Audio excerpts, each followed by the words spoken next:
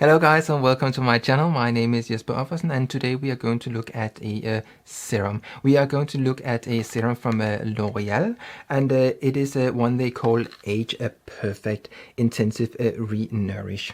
So this is a product that is meant for the over 60s and they promise that it is a sort of an anti-sagging product and it is a smoothing for the skin. So what is in this product here? Well, on the front it says it contains MANUKA honey and it contains calcium B5, so vitamin B5, but as the calcium salt of the water-soluble vitamin B5, and that is supposed to soften the skin and replenish the moisture in the skin, or retain the moisture in the skin. So this product here, they promise that it will restore the moisture barrier, and that will create more density of the skin. And usually if you are restoring a broken moisture barrier, you will experience that you will have more moisture in the skin, of course, if it is restored, and then your skin will be a little bit more plump because you are not constantly losing the water that is in your skin. So if this product here works, it should give a more thick skin. So what do they promise? Well, they say that this MANUKA honey will be really good for your skin. But what is MANUKA honey, and what is the difference between MANUKA honey and any other sort of honey? Well, it is so that if you are looking at honey as such, there are some chemicals in it that are creating hydrogen peroxide, and that will destroy bacteria on your skin. So if you are removing those chemicals, which they have done in various tests to see if the honey is still antibacterial, then they found that it would only be the MANUKA honey that is antibacterial, and that is simply because MANUKA honey contains another chemical, and that is something called methylglyoxal, and that is antibacterial. You might have heard that people are taking MANUKA honey when they are sick, and that could be for a nice taste, but they will do it in order to have it being antibacterial, but there are really no evidence to suggest that when it has been going through the digestive system, that it is still working as an antibacterial ingredient. It might, but there are just no scientific evidence for it. So now we are talking about putting it on the skin, and there we must assume that if there is enough honey to make a difference, this methylglyoxal will act as an antibacterial on your skin. So far so good. Are there anything I would immediately say about this product?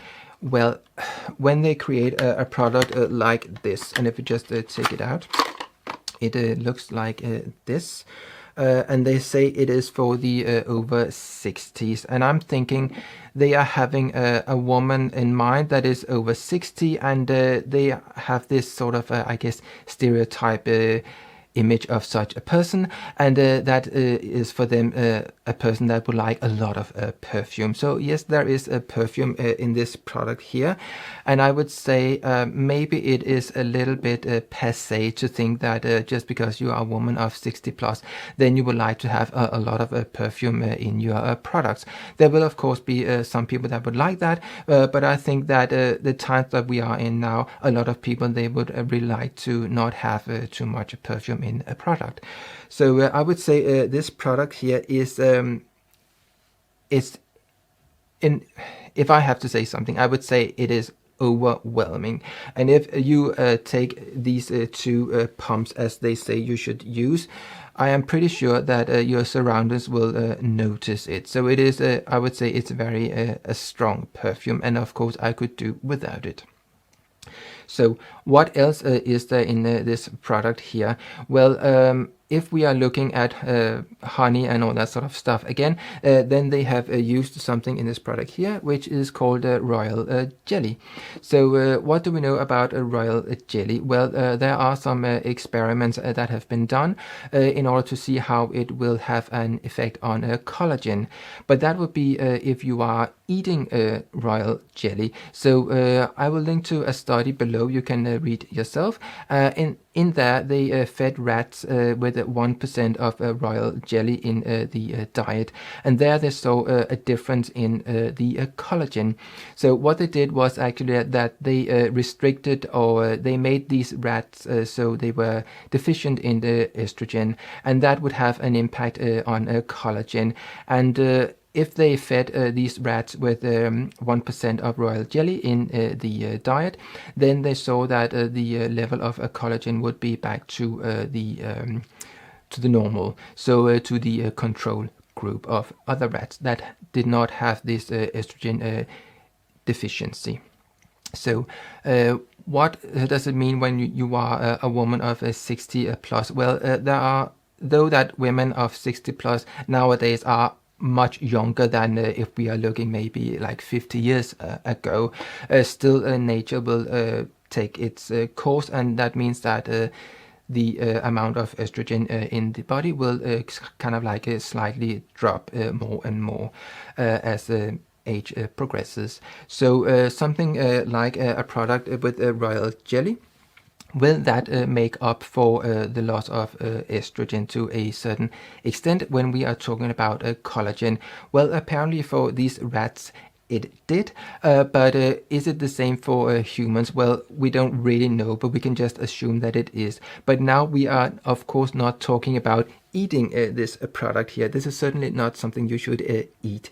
So the question is, will a royal jelly work in the same way if you apply it to the skin and having it sinking in through the skin barrier, or the moisture barrier, so into the deeper layer of this skin? And will it at all sink into the deeper layer of this skin? Well, that is obviously a question we need to have answered at some point, and there might be some scientific articles about that. That is not something I have seen yet. So I would say, what else is there in this product here? Well, there is a lot of plant oils and plant extracts as well. And I would say that is most likely what I think has an effect here, because if you are adding an oil to your skin, you will make sure that your moisture barrier is working a little bit better, because oil will keep water in your skin, and if you put an oil on your skin, then your skin will not in itself start to overproduce something like sebum in order to compensate for a dry skin. Now, if you are a little bit more mature than being very young, then maybe you are not producing that much sebum. So for that, I would say that using a face oil that which is in here, that will help your skin to make the moisture barrier work much better. But will you see a huge difference using this stuff here, like 2 pumps morning and evening, as they say you should use? This is a serum, so you need to use it underneath your chosen moisturizer. Maybe it will give a little bit of a difference. I would say I don't think that using this product here will hurt in any way, but is it something I would continue to use? Well, first of all, I would say that the perfume is overpowering. So for that, no, I would not use it. And though that L'OREAL, they are not known for making very expensive products, I would say for the 30 milliliters you get in this product here, this is not kind of like a cheap product. So how does it perform on the skin? Well, I actually felt that it performed kind of like nice on the skin if you just use kind of like those 2 pumps that they say. And the cream, it looks like this. So it is kind of like, it sinks in very well. And just put it on the skin Of course, I actually have this serum on today, and then I have my normal moisturizer on top, which is the one I use from Amprulis, the La Crème Fluide.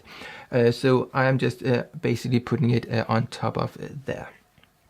And that is obviously not what you should do, but this is just to show you how it shines or glistens, or how it will sink in. So I used this cream or this serum underneath my moisturizer. And I would say it does sink in nicely, but I would say the perfume is, I don't know what it smells of, but it's just like, it is not something I would like. It's not bad, it's not awful, it's just like a bit rich, a bit too much, I would say. Kind of like flowery and not flowery or something like that. No, I don't like it. And I would say last night I added maybe a little bit too much. I think I used 3 or 4 pumps of it, and that felt a little bit sticky on the pillow. So yeah, this feels nice on the skin as such, but don't use too much. And they say just use 2 pumps. So yeah, it does give a nice shine to the skin, as in it's not over shiny, and it's kind of like not a silky matte, but it's kind of like yeah, it gives a nice sheen, as you can maybe see in the light here. It is not over shiny, and it's not a mattifying product. As I said before, it is not something I would buy again, but it was fun to try it, and I think it doesn't really hurt the skin as such. But yeah, it's, I mean, basically for the perfume, I think it's a bit too much. So yes, that would be my verdict on this product here. It feels nice on the skin as such, and I think it doesn't hurt your skin. There's no reason why you shouldn't kind of like try it, but it's not something I'm saying I need to try this for the rest of my life. So it was fun to try it. If you like to try it, have a go at it. It doesn't hurt your skin, I would say, but if you are allergic to perfumes, maybe you should have a second thought about it. So yeah, that was my verdict. If you would like to see more of this sort of videos, please subscribe, hit the bell, and do all the things you must do in order to be notified when I upload more of this sort of videos. Thank you for watching. See you. Bye.